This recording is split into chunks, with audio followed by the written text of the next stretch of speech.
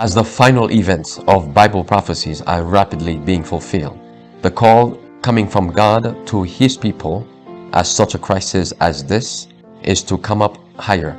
Come up higher as God called Moses to Mount Sinai. Come up higher as Elijah called the people of God to come up on Mount Carmel. Come up higher because we have a high calling in Jesus Christ. Our High Calling, a devotional by Ellen G. White. The silken cord that binds hearts. By love, serve one another. Galatians 5 verse 13. Love is the silken cord that binds hearts together. We are not to feel that we must set up ourselves as a pattern. As long as we think of ourselves and what is due to us from others, it will be impossible for us to do our work of saving souls.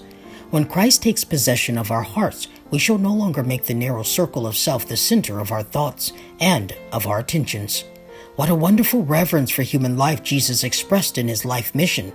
He stood not among the people as a king, demanding attention, reverence, service, but as one who wished to serve, to uplift humanity. He said he had not come to be ministered unto, but to minister. Wherever Christ saw a human being, he saw one who needed human sympathy.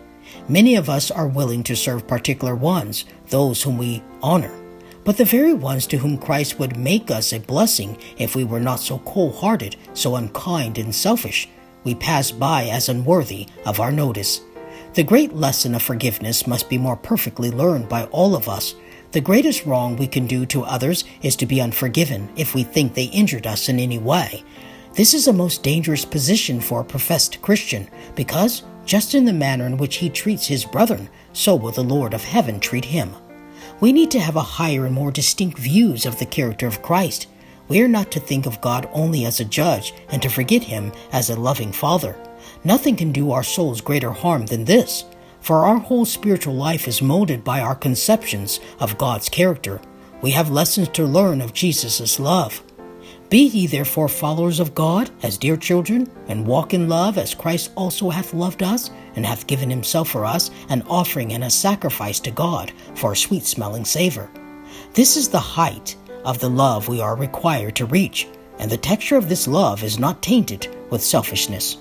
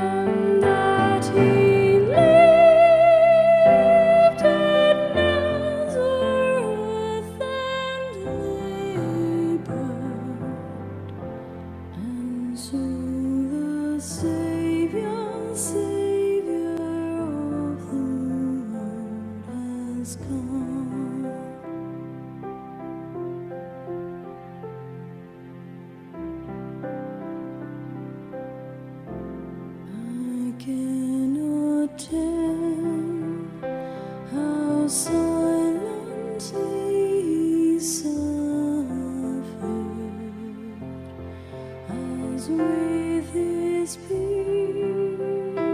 he graced this place of tears.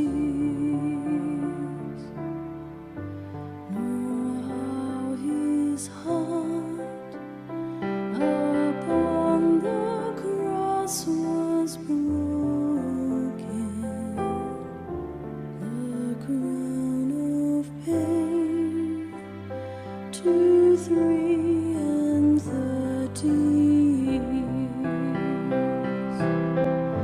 But this I know, he heals the broken-hearted and stays our sin and calms our lurking fear and lifts the burden from the heavy laden. For still the Savior of the world is here.